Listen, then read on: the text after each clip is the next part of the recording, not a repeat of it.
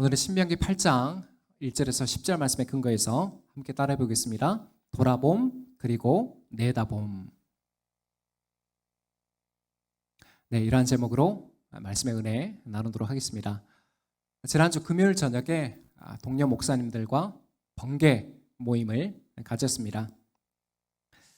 1, 2주 사이에 페이스북을 중심으로 정말 뜨거운 그런 논쟁들이 이슈들이 있었고, 또 글을 쓰시는 목사님들은 이제 원고 마감이 코앞으로 다가와서 기력을 충전을 해야 되기 때문에 저기 일곡지구에 있는 오딱 전문점에 모여서 뜨거운 육수와 토종닭으로 몸보신을 하고 또 인근 카페로 넘어가서 밤 늦게까지 수다를 떨고 왔습니다. 제가 현재 가까이에서 교제하는 목사님들이 독서 모임 남수다 목사님들이나 아카데미 목사님들이나 평균 50대 중반이에요. 40대 후반에 그 목사님들을 제가 40대 후반에 만났는데 시간이 참 벌써 이렇게 흘렀네요. 참고로 한국교회 목회자의 은퇴 나이가 70세입니다. 교단별로 조금씩 다르지만 70세인데 요즘에는 5년 앞당겨서 65세에 조기 은퇴를 하는 경우를 어렵지 않게 볼 수 있어요. 그래서 이제 목사님들이 안고 있는 그 고민의 무게가 상당히 보였습니다. 왜요? 빠르면 10년 후에 은퇴를 해야 되기 때문에 그 남은 10년 동안 목회적으로 무엇에 집중해야 될지 그걸 결정하는 일이 쉬울까요? 어려울까요? 어려워요. 어렵습니다. 워낙 급변하는 시대이고 교회 상황도 어떻습니까? 코로나 팬데믹 3년을 지나면서 이전에 통했던 문법과 공식이 전혀 통하지 않는, 그리고 교회는 쇠락으로 내딛는, 한 번도 경험하지 않은 그 길로 역사로 교회가 지금 가고 있는 거예요. 그 밖에도 이제 본인이 은퇴하면 어떤 목회자를 후임으로 모셔야 되는지, 거기서부터 현실적인 노후 대책까지 참 준비해야 될 일들이 만만치가 않은 거죠. 한 2-3시간가량 카페에서 수다를 떨었는데 그 대화 중에 가장 많은 비중을 차지한 주제가 뭐였을까요?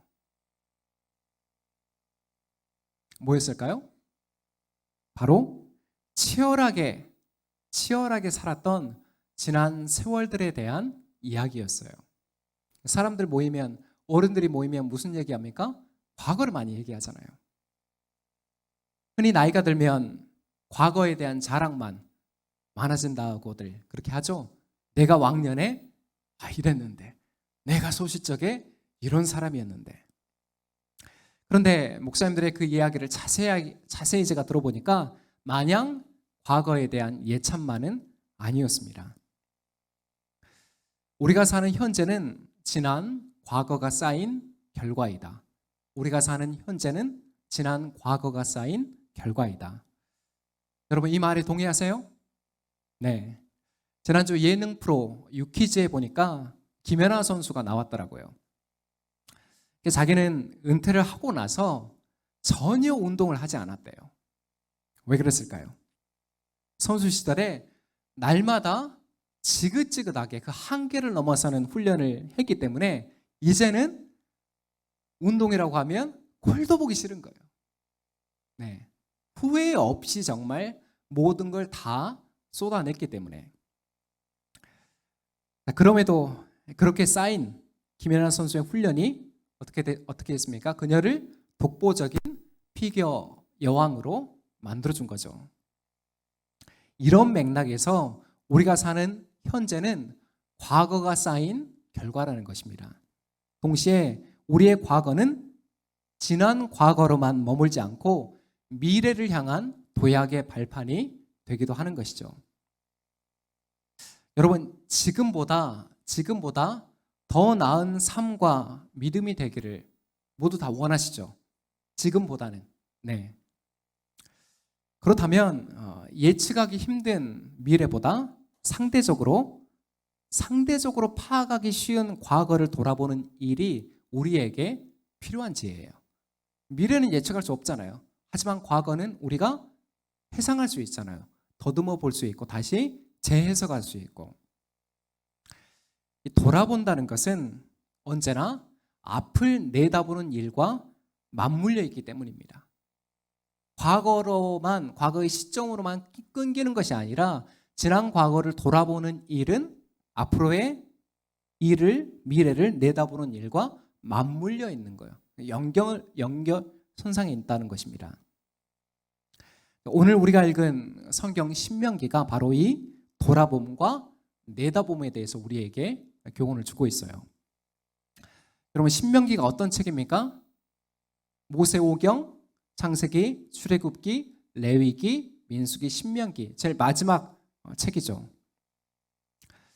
약속의 땅 그 가나안 입성을 앞두고 모세가 전한 고별 설교를 모은 책이 신명기입니다. 총 3차례의 모세의 설교가 들어가 있는데요. 신명기 주제는 간단합니다. 신명기 주제는 간단한데 잊지 말라는 거예요. 뭐를요? 400년간 이집트 노예로 살았던 너희를 구원하신 그 하나님의 은혜, 하나님의 역사를 잊지 말라는 것입니다. 기억하라는 것입니다. 그렇다면 먼저 돌아봄의 교훈을 우리가 살펴보도록 하겠습니다. 우리 1절 말씀 함께 읽어보도록 할까요? 시작. 당신들은 오늘 내가 당신들에게 명하는 모든 명령을 잘 지키십시오. 그러면 당신들이 살아서 번성할 것이며 주님께서 당신들 조상에게 약속하신 땅에 들어가서 그 땅을 차지할 것입니다. 아멘. 모세가 전했던 메시지는 간단합니다. 오늘 내가 명하는 모든 명령, 곧 하나님께서 주신 율법을 잘 지키라는 것이죠. 그렇게 할 때 어떤 미래가 보장된다는 것입니까? 첫째, 너희가 살아서 번성할 것이며, 둘째, 너희 조상 곧 아브라함과 이삭과 야곱에게 약속하신 그 가나안 땅을 주신다는 것이죠. 그러면서 바로 가나안의 그 장밋빛 미래를 말하지 않고 거기로 바로 가지 않고 어떻습니까? 그 지난했던 광야 생활 40년을 회고하는 겁니다. 돌아보는 것입니다. 우리 2절에서 5절 말씀 함께 읽도록 하겠습니다. 시작. 당신들이 광야를 지나온 40년 동안 주 당신들의 하나님이 당신들을 어떻게 인도하셨는지를 기억하십시오. 그렇게 오랫동안 당신들을 광야에 머물게 하신 것은 당신들을 단련시키고 시험하셔서 당신들이 하나님의 계명을 지키는지 안 지키는지 당신들의 마음속을 알아보려는 것이었습니다. 주님께서 당신들을 낮추시고 굶기시다가 당신들도 알지 못하고 당신들의 조상도 알지 못하는 만나를 먹이셨는데 이것은 사람이 먹는 것으로만 사는 것이 아니라 주님의 입에서 나오는 모든 말씀으로 산다는 것을 당신들에게 알려주시려는 것이었습니다. 지난 40년 동안 당신들의 몸에 걸친 옷이 헤어진 일이 없고 발이 부르튼 일도 없었습니다. 당신들은 사람이 자기 자녀를 훈련시키듯이 주 당신들의 하나님도 당신들을 훈련시킨다는 것을 마음속에 새겨두십시오. 아멘. 너희가 지나온 그 광야 생활 40년 그 가운데 너희의 하나님이 너희를 어떻게 인도하셨는지를 기억하라. 사실 그 40년의 광야 생활은 애초에 하나님이 정한 스케줄이 아니었죠. 이집트를 심판했던 그 10가지 재앙, 그리고 홍해 바다를 가른 그 장엄하고 위대한 구원을 목격했음에도 이스라엘이 어떻게 했습니까? 하나님께 대한 불순종, 그 불순종에 대한 징계가 바로 광야 40년의 유랑생활이었습니다. 원래는 출애굽을 해서 가나안까지 직선으로 가면 한 보름 20일 정도면 닿는 거리를 몇 년을 방황했다고요? 40년을. 모세가 정리하는 광야 40년의 교훈은 3가지입니다.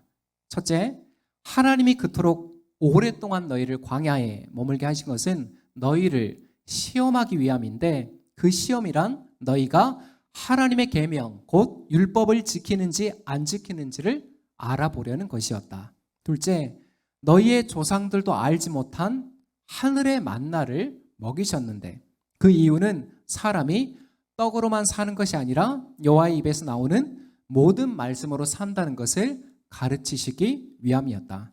마지막 셋째, 지난 40년 동안 너희의 옷이 헤어지거나 발이 부르튼 일이 없었다. 이는 너희가 너희 자녀를 훈련시키듯 하나님께서도 너희를 훈련시킨다는 사실을 마음속에 새겨두시기 위함이었다. 광야 생활을 정리하면 이 세 가지 교훈입니다. 여러분, 이 대목만 놓고 보면 어떻습니까? 하나님께서 당신의 백성인 이스라엘 백성들을 참 엄하게 모질게 대한다는 그런 인상을 받을 수도 있죠. 그렇지 않습니까? 하지만 아니에요. 왜요? 하나님은 언제나 당신의 백성들을 향해서 신실하셨습니다. 물 한 방울 없는 그 광야에서도 바위를 쳐서 샘이 솟아나게 하셨고 매일 새벽마다 만나와 메추라기를 통하여서 주셔서 그 광야의 식탁을 차려 먹게 하신 거잖아요. 그리고 오합지졸인 그 이스라엘 백성들이 전쟁의 상황에 놓이게 됐을 때 아말렉과 가나안 사람의 전쟁들이 있었죠. 거기에서도 이스라엘이 전략이 뛰어나서 그들이 가진 무기가 제대로 갖춰져 있어서 승리했습니까? 아니었잖아요. 오직 하나님의 계명대로 순종했을 때 전쟁에서 승리했다는 것. 이러한 과정들을 보면 하나님은 엄하신 게 아니에요. 모질게 대한 것이 아니라 변함없이 당신들을 향해, 당신의 백성들을 향해 신실하셨습니다. 이처럼 이스라엘에 대한 하나님의 그 열심은 그치지 않은 반면에 어땠습니까? 이스라엘은 대놓고 의지적으로 적극적으로 하나님께 불순종했던 것이죠.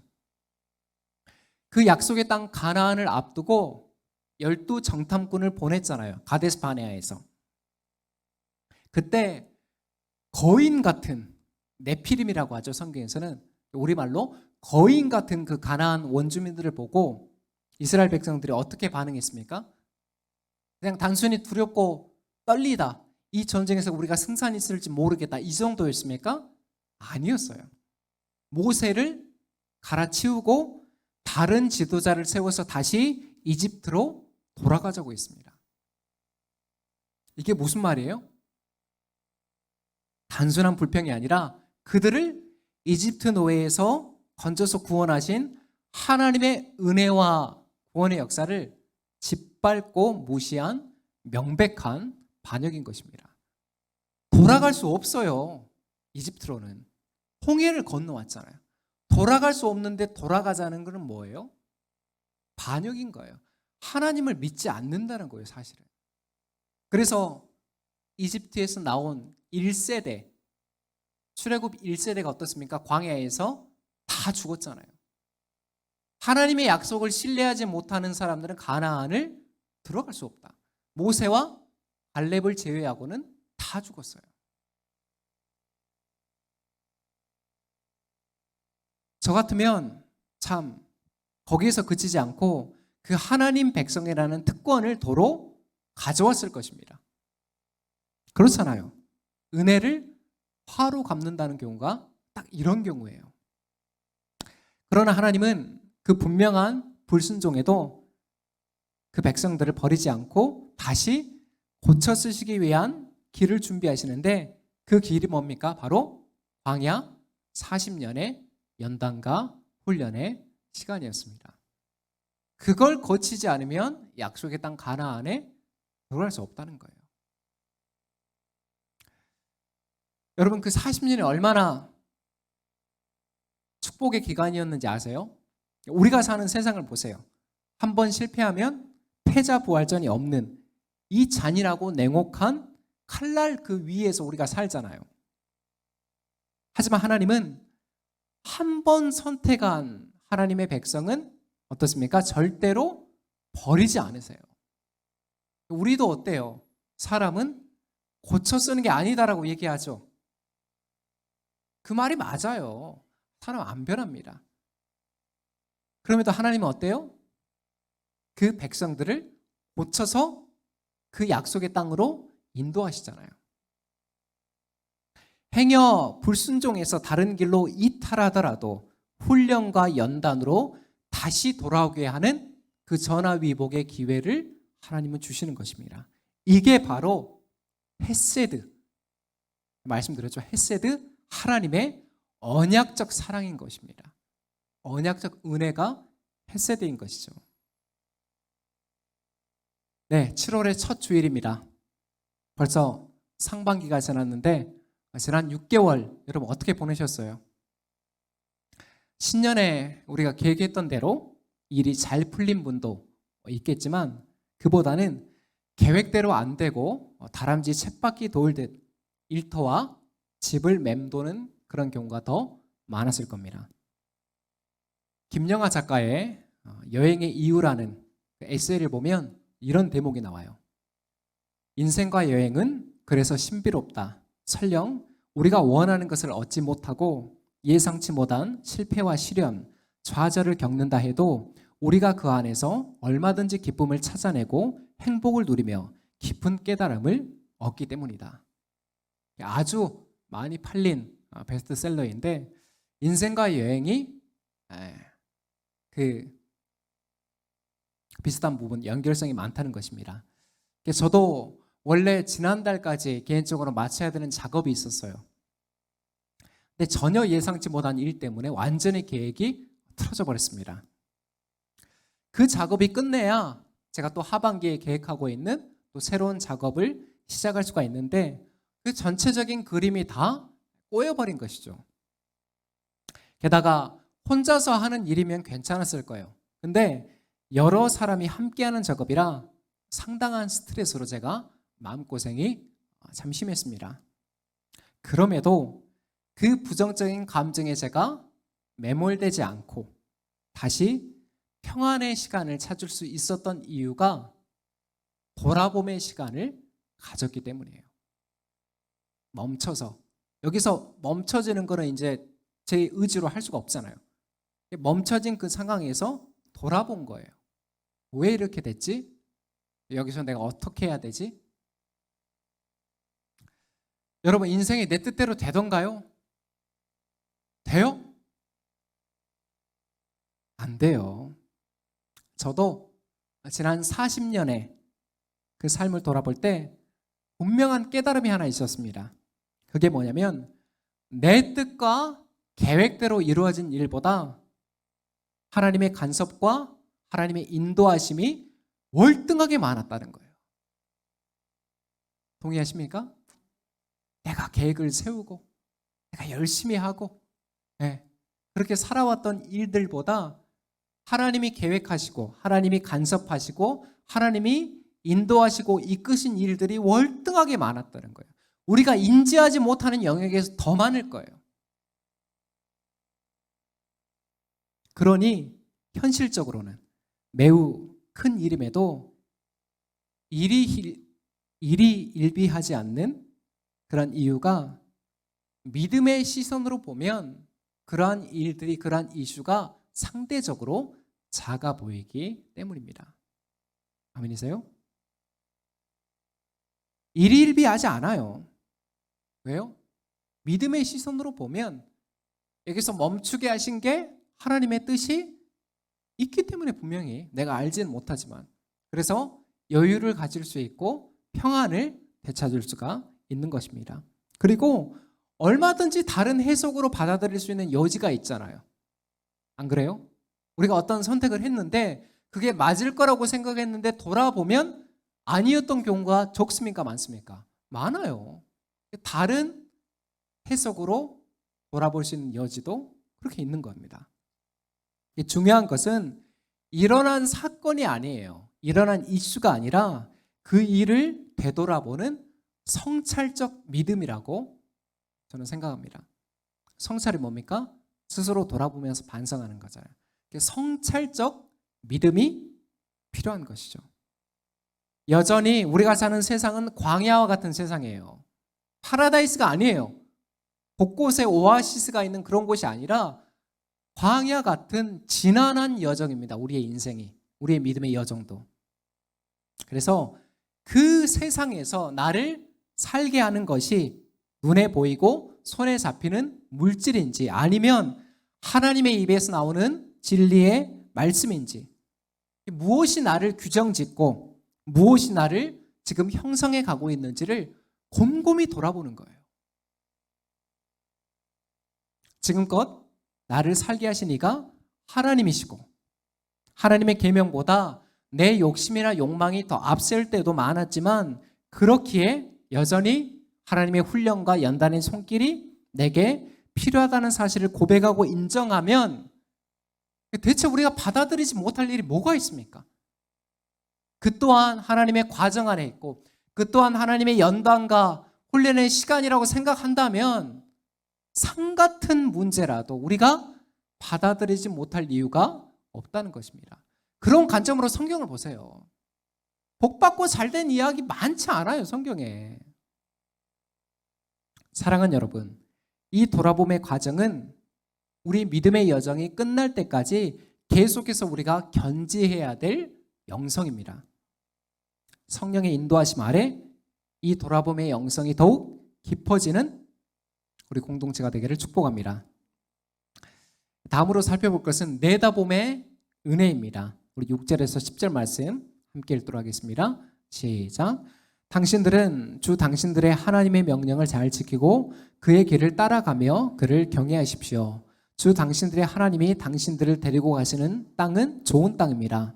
골짜기와 산에서 지하수가 흐르고 샘물이 나고 시냇물이 흐르는 땅이며 밀과 보리가 자라고 포도와 무화과 나무와 석류가 나는 땅이며 올리브 기름과 꿀이 생산되는 땅이며 먹을 것이 모자라지 않고 아무것도 부족함이 없는 땅이며 돌에서는 쇠를 얻고 산에서는 구리를 캐낼 수 있는 땅입니다. 주 당신들의 하나님이 당신들에게 주신 옥토에서 당신들은 배불리 먹고 주님을 찬양할 것입니다. 아멘. 여러분, 내다봄이 뭐예요? 내다본다는 게 뭐죠? 앞일을 미리 헤아리는 것이죠. 헤아려 보는 것이죠. 사실 성경이 가르치는 믿음과 내다봄은 같은 개념이에요. 믿음과 내다봄은 같은 개념이에요. 하나님께서 하실 일들을 우리가 미리 헤아려 보는 것, 그것도 믿음이잖아요. 모세는 광야 40년의 여정을 회고하고 상기시킨 다음에 하나님의 율법을 잘 지키며 그 길로 걸어갈 때 주어지는 복에 대해서 이제 설명하고 있습니다. 여러분, 흔히 약속의 땅 가나안을 어떻게 비유합니까? 젖과 꿀이 흐르는 땅.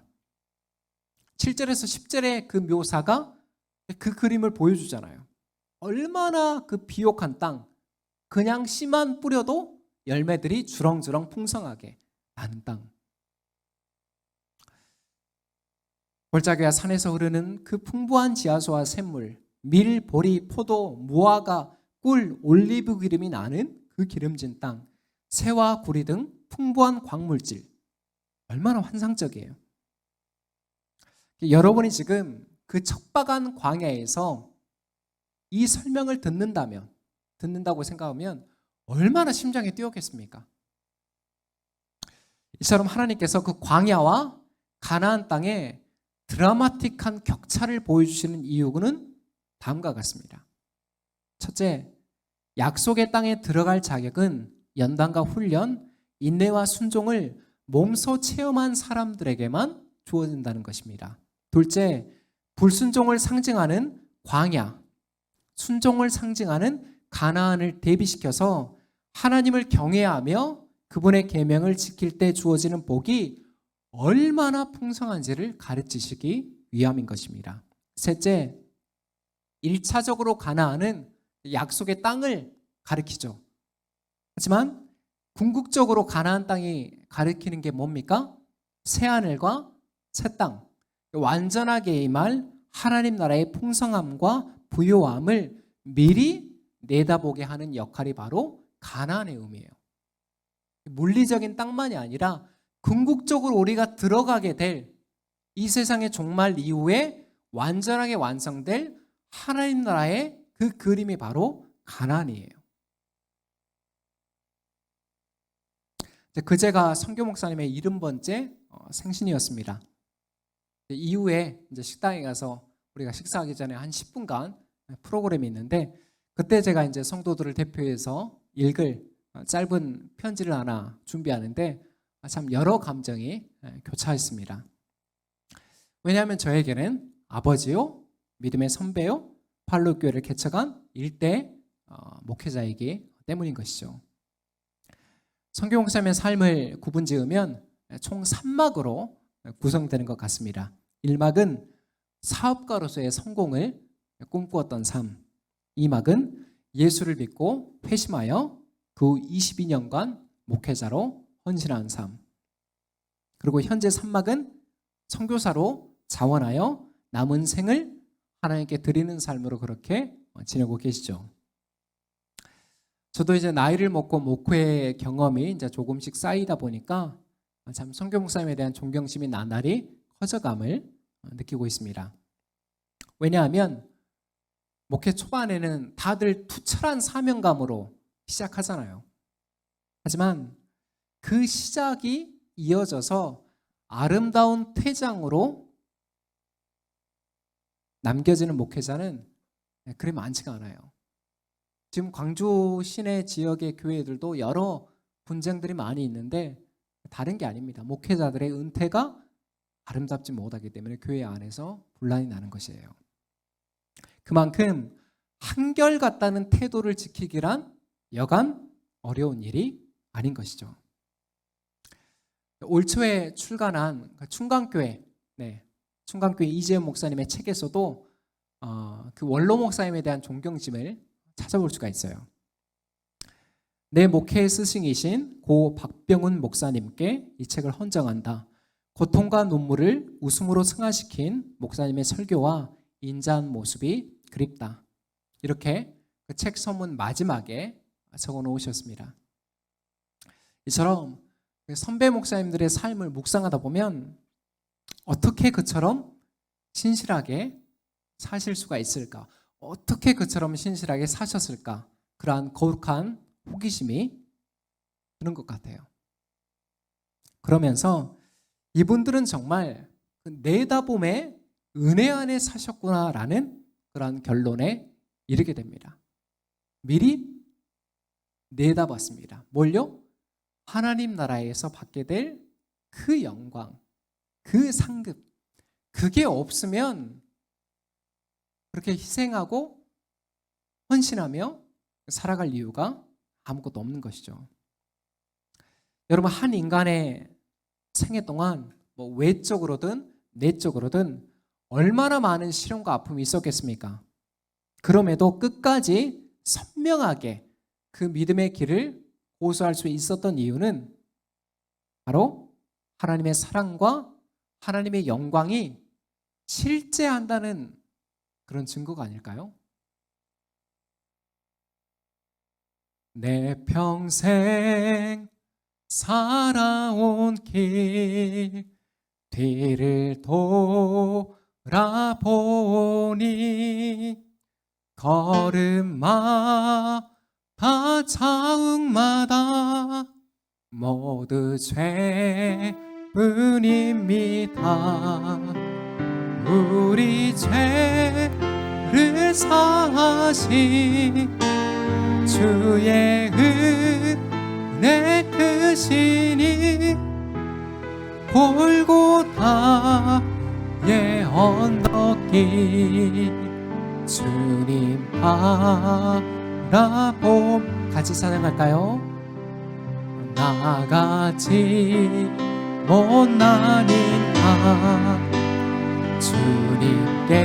주님께서 살리려 하늘 나라 영광 보자 모두 버리시었네. 낮고 낮은 세상에 사람 형상 입으신 하나님의 큰 사랑 어디에 견주리 예수님 나의 주님 사랑의 주 하나님 이제 나는 예수님만 높이면서 살겠네 나의 남은 인생은 주와 동행하면서 주님 사랑 전하며 말씀 따라 살겠네. 예전에는 이 찬양이 이제 복음성가에만 있었는데요. 지금은 새찬성가에 들어가 있습니다. 가사가 좀 개사되었죠. 사랑하는 성도 여러분, 이 찬양이 저와 여러분 모두의 고백이 되기를 축복합니다.